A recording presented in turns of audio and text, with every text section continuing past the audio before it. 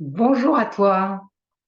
Alors cette semaine, avec Marie-Christine, nous avons un peu envie de te challenger sur t'interroger, nous interroger sur est-ce que nous choisissons de vivre dans le monde de la dualité ou est-ce que nous choisissons de vivre dans le monde de l'unité? Est-ce que nous choisissons de voir ce à quoi on croit, de voir l'évolution qui va vers nos valeurs profondes, vers le nouveau monde que nous souhaitons voir émerger concrètement sur cette terre, ou est-ce qu'au contraire, on croit ce qu'on voit et là nous faisons l'éponge d'un monde désolant. Et ça, c'est un challenge de chaque instant. Et vous savez, j'ai toujours aimé vous parler du chevalier qui rayonne les valeurs profondes qu'il habite, de probité, de courage, de sagesse, et qui chute 7 fois, 10 fois et qui se relève. Et Marie-Christine et moi, nous fréquentons beaucoup de personnes qui ont des magnifiques valeurs spirituelles, des magnifiques valeurs de cœur, des personnes très empathiques, c'est-à-dire qui ont vraiment envie du beau, du bon pour chacun. Et pour autant, de quoi elles parlent? De la manipulation, du monde qui s'écroule, de l'argent, des malversations, etc., etc., et des manipulations diverses et variées auxquels nous serions soumis de manière impuissante en tant que petit humain limité. Et si ce que nous voyons aujourd'hui était notre propre création en tant que collectivité humaine et qu'il n'y a pas de bourreau, il n'y a pas de victime, il n'y a pas de sauveur en dehors de ceux que nous avons à l'intérieur de nous et qu'à chaque fois qu'on donne de l'importance à nos bourreaux, nous nous victimisons. Et on continue le cycle que nous avons tellement à cœur, bien qu'il cesse. Alors, comment le faire cesser à l'intérieur de nous? Alors, c'est une posture intérieure et en même temps qui se manifeste dans nos actions. Et par exemple, dans la version de la dualité, il y a le rejet, hein, puisqu'il y a des choses dont on ne veut pas, donc on est dans la séparation. Et donc, je vais vous partager quelque chose que j'ai vécu d'assez intense quand j'étais cadre dirigeant dans une entreprise culturelle. Un jour, il y a eu le département que je dirigeais, en fait, a été supprimé du jour au lendemain, très, très rapidement. Et donc, il y a eu une rencontre avec le directeur général d'une grande collectivité pour voir les conditions de mon départ. Et à l'époque, j'étais déjà dans le mouvement d'ouverture à la conscience.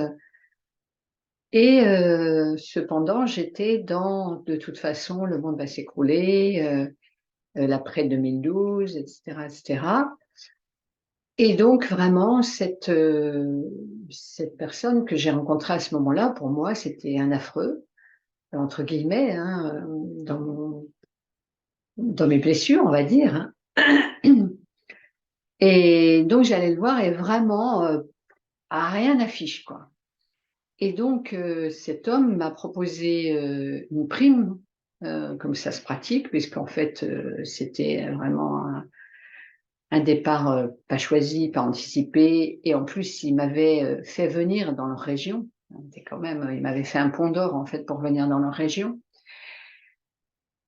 Et quand je l'ai vu, j'ai refusé en fait. J'ai refusé une prime de départ parce que pour moi, l'argent n'était plus un sujet. De toute façon, tout allait s'effondrer. Et donc, en plus, quelque part, je voulais pas de leur argent sale. Enfin, à ce point-là, quoi. Mais c'est surtout la croyance que l'argent ne servira plus à rien, que j'allais dans un autre monde et que dans ce monde-là, il n'y aurait pas d'argent. Et donc, il a été étonné, je l'ai dit gentiment, hein, Et il me l'a proposé par 2 ou par 3 fois. Et à chaque fois, j'ai dit non. Et évidemment, à la suite de ça, enfin évidemment, oui, parce que maintenant c'est ça que j'ai conscientisé, et c'est que ça a été un peu compliqué pour moi, hein, de passer d'un super salaire de cadre dirigeant à pas grand-chose, et cette prime aurait permis, plein de choses, voilà, qui se font autrement. Et donc là, juste, quand on nous présente les choses, et en l'occurrence par 3 fois, c'est bien de se réveiller, quoi. Heu, donc à l'époque, j'avais pas toutes ces informations-là, hein. Voilà, donc j'ai refusé, et je vais, vous dire également que dans la même série, j'ai 2 amis qui connaissent très bien le droit du travail, qui connaissent très bien les collectivités et cetera, qui m'ont dit: «Fais-toi licencier». Parce que le fait d'être licencié, donne des droits, ouvre des droits. Et là, en fait, ils me proposaient un autre poste, dans un autre établissement, voilà, mais qui était pas c'était pas mon choix, hein. Et le poste pouvait être intéressant, mais et je pouvais prendre ce poste, mais d'abord être licenciée. Et une fois, 2 fois, et même il y a une copine qui me l'a redit, donc j'ai mis 3 fois, et je n'ai pas demandé de licenciement. Donc je me suis retrouvée dans un poste magique, à une direction d'établissement dans le domaine de l'environnement. C'était la grande mode, hein, on supprimait dans la culture pour mettre de l'argent dans l'environnement, OK. Et en fait, c'était, pour aller vite, on va dire que c'était un placard. Mais c'est voilà un terme où en fait j'avais pas de possibilité d'exprimer vraiment, mes talents professionnels, et donc je pouvais pas rester puisque je suis pas quelqu'un qui reste à ne rien faire dans un bureau.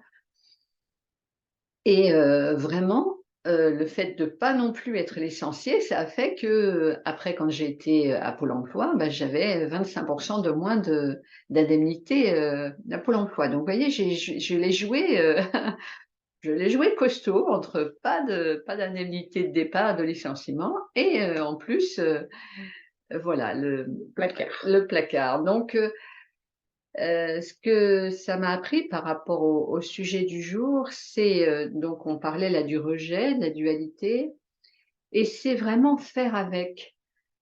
C'est-à-dire que le nouveau se construit à partir de l'ancien. L'histoire de la table rase, elle est à la fois juste d'un certain point de vue, et en même temps, il y a, on sait très bien que pour amender une terre, il y a ce compost, et cetera. Et ben, pour moi, c'est à ça que je l'associe. Et c'est vrai qu'on parlait hier avec Caroline des traditions spirituelles, par exemple, et tout ce qui est découvert aujourd'hui par la science, et cetera, rejoint ce que les traditions nous disent depuis très longtemps.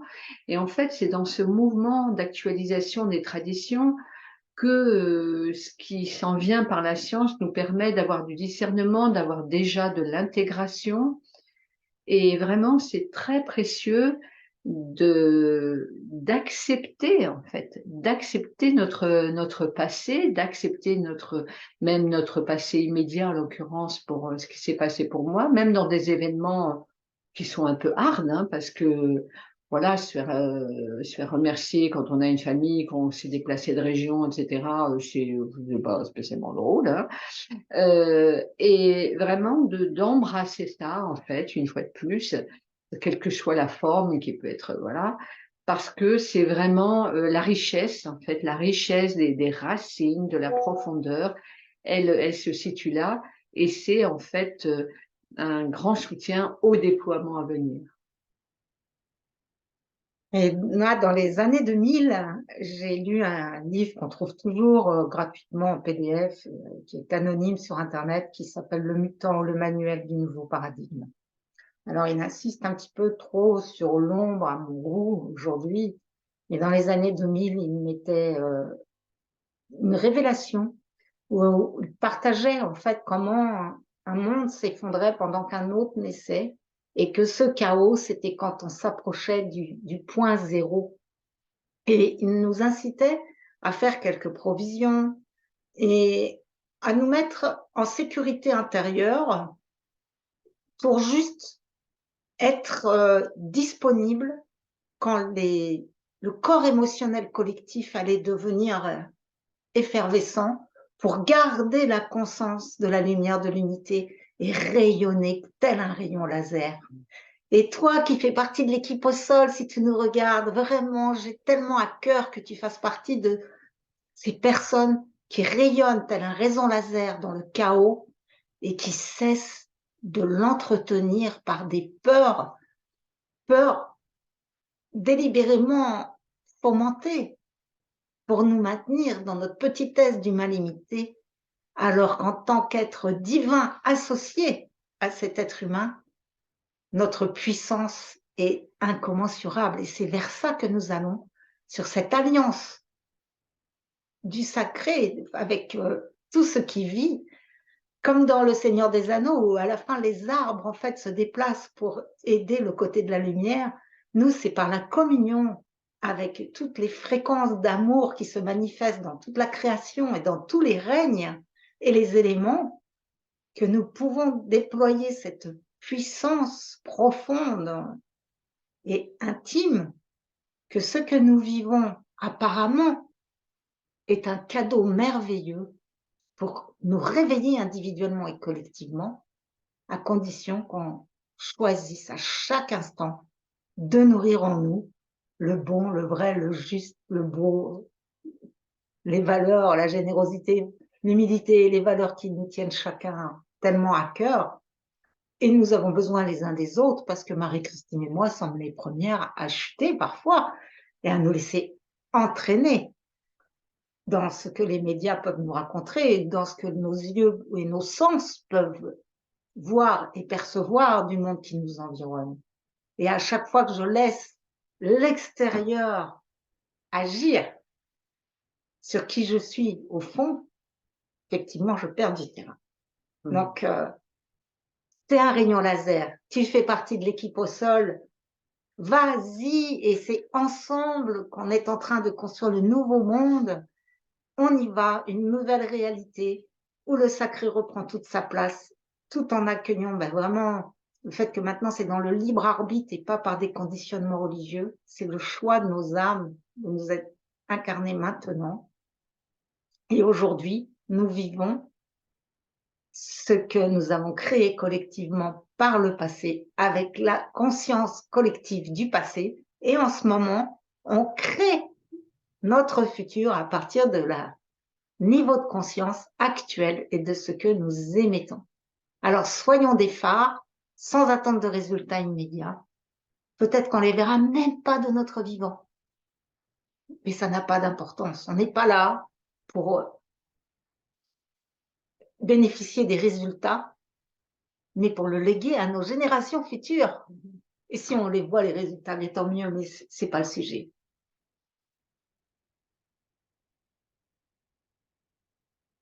Alors, c'est très simple. Évitons de passer trop de temps à regarder tous les mouvements d'écroulement. On sait, l'écroulement est en cours, donc de temps en temps, on a des bribes, voilà. Et continuons de poser des actes depuis l'élan, depuis le cœur, et sans savoir si ça va avoir une résonance dans 1 an, dans 100 ans. C'est continuer à ressentir la vie en nous et à passer à l'action, tout en ayant effectivement vent quand c'est là de ce qui s'en vient à l'extérieur ou à un certain extérieur, puisque maintenant on rencontre à l'extérieur de plus en plus de personnes qui sont dans cette belle ouverture, dans cette belle créativité de réinventer des formes de vie, des formes de relations. Donc, merci, merci, merci pour tout ce qui se fait, qui se joue, qui s'intègre en ce moment et qui nous soutient tous collectivement. À bientôt. Choisir l'amour inconditionnel, comme la Terre choisit d'aimer tous ses enfants humains, quels qu'ils soient. C'est le défi!